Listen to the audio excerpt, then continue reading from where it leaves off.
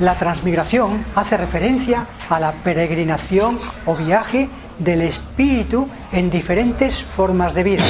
Según esta creencia, el espíritu es como el agua. Se puede verter en un recipiente y en otro, en un recipiente y en otro. El recipiente impone una forma, pero cuando el agua va a otro recipiente, adquiere otra forma. Cualquier forma que adopte el agua será pasajera. Pues lo mismo sucede con el espíritu cuando viaja de cuerpo en cuerpo. El cuerpo es pasajero, temporal, y el espíritu es eterno. Según la transmigración, el espíritu alimenta la chispa divina que está en el corazón. Al empezar la clase me habéis preguntado si los primeros cristianos creían en la reencarnación. Y la respuesta es un sí rotundo. Los primeros cristianos eran cristianos gnósticos.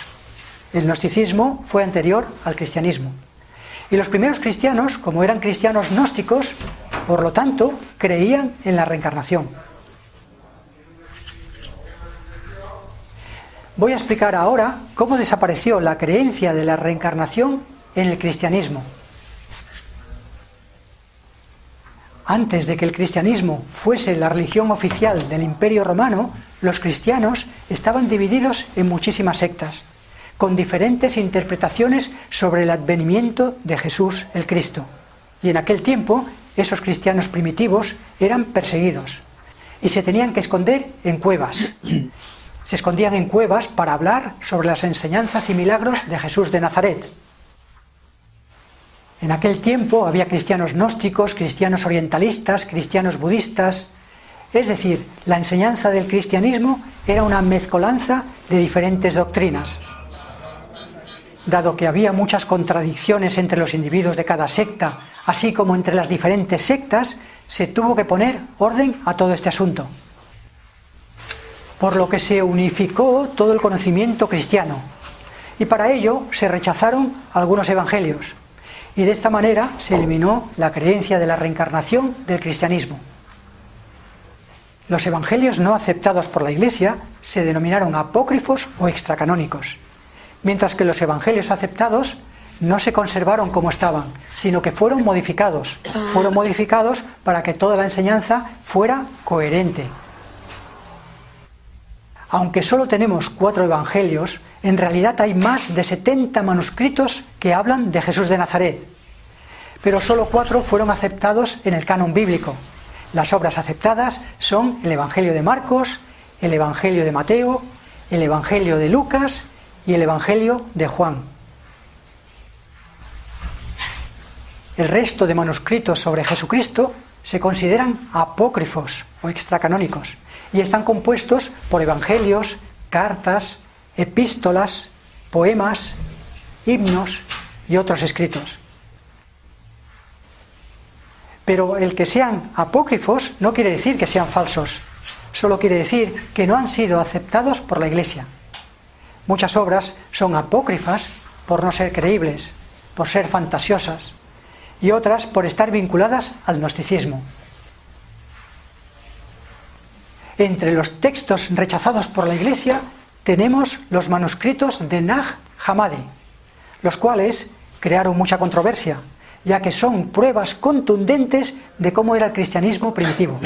El cristianismo primitivo, según esos manuscritos, era un cristianismo gnóstico.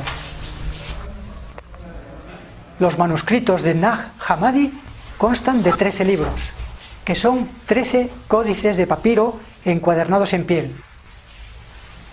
Los códices los encontró un campesino árabe en diciembre de 1945 en Nag Hammadi, un pueblo situado en la ribera del río Nilo.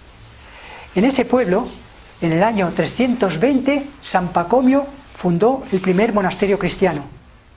Por lo tanto, los manuscritos de Nag Hammadi se encontraron donde se fundó el primer monasterio cristiano. Por eso se cree que esos códices formaban parte de la biblioteca secreta del monasterio de San Pacomio. Pacomio fue un soldado romano del siglo IV que se convirtió al cristianismo en el transcurso de un viaje a Alejandría, ya que quedó muy impresionado por la caridad cristiana, por lo que decidió retirarse como ermitaño para llevar una vida de oración y austeridad. Estos manuscritos no están escritos en latín ni en griego, sino en copto. Copto es un idioma del antiguo Egipto.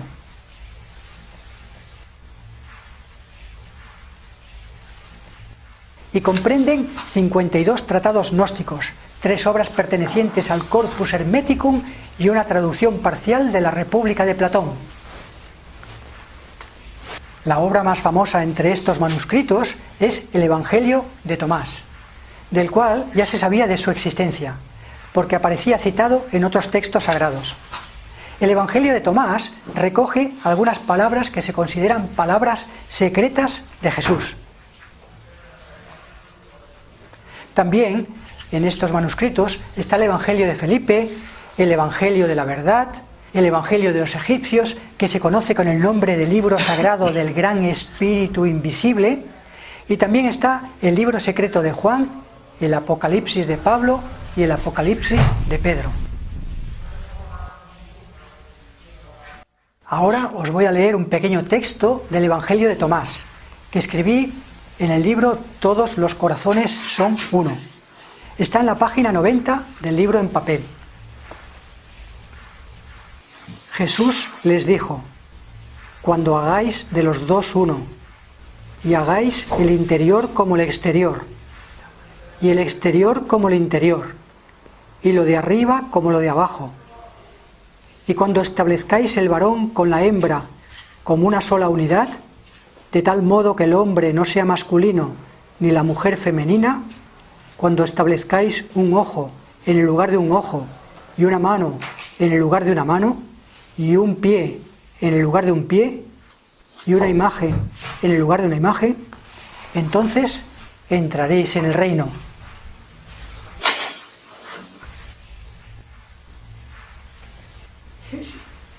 ¿Notáis cómo está escrito en lenguaje gnóstico esotérico? ¿Habéis entendido lo que quiere decir ese texto? Cuando dice: cuando hagáis de los dos uno, y hagáis el interior como el exterior, y el exterior como el interior, y lo de arriba como lo de abajo. ¿Entendéis qué quiere decir con todo eso? Nos está diciendo la clave para entrar en el reino. Nos está diciendo que para entrar en el reino tenemos que ser todos uno. Tenemos que vivir la unidad primordial. La clave para entrar en el reino es vivir la unidad primordial. Vivir que todos somos uno, que todos los corazones son uno. Por eso cuando dice: cuando hagáis de los dos uno, eso quiere decir romper la dualidad, vivir en la no dualidad, vivir en la unidad primordial. Cuando hagáis de los dos uno, y hagáis el interior como el exterior, y el exterior como el interior, y lo de arriba como lo de abajo. Más claro el agua. Nos está diciendo que tenemos que vivir la unidad primordial. Vivir la unidad primordial es vivir en la no dualidad.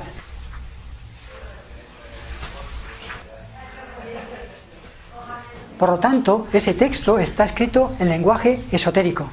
Pero decir lenguaje esotérico no es una cosa mala. Lo digo porque mucha gente asocia esotérico con una secta, con algo malo, con algo que no es bueno para el espíritu.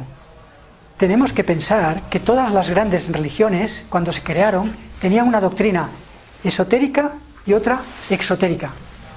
La esotérica iba destinada solo a los iniciados.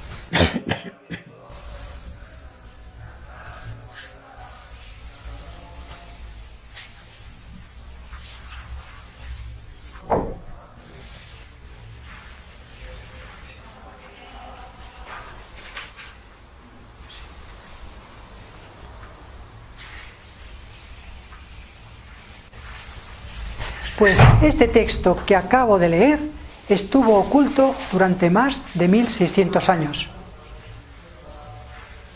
y formaba parte de los libros secretos del primer monasterio cristiano. Por lo tanto, ya sabéis, los primeros cristianos eran cristianos gnósticos. Un día os dije que creían en la reencarnación 3 personas de cada 10, pero me refería solo a la gente que sigue doctrinas de tipo dármico, doctrinas que creen en el Dharma, en el karma. Pero si tenemos en consideración la gente occidental que cree en el karma,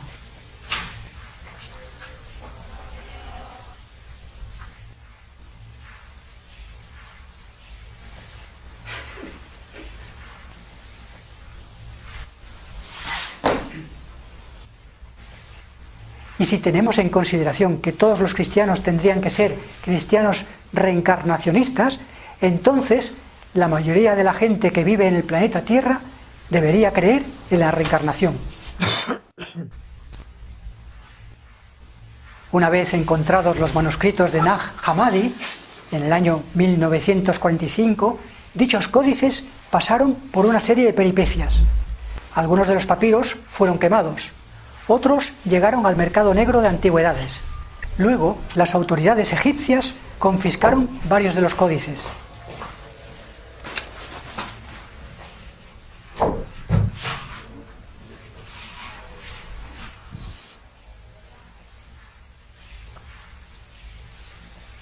Una parte de un códice llegó ilegalmente a Estados Unidos y después de muchas más peripecias fue regalado al médico, psiquiatra y psicólogo Carl Gustav Jung.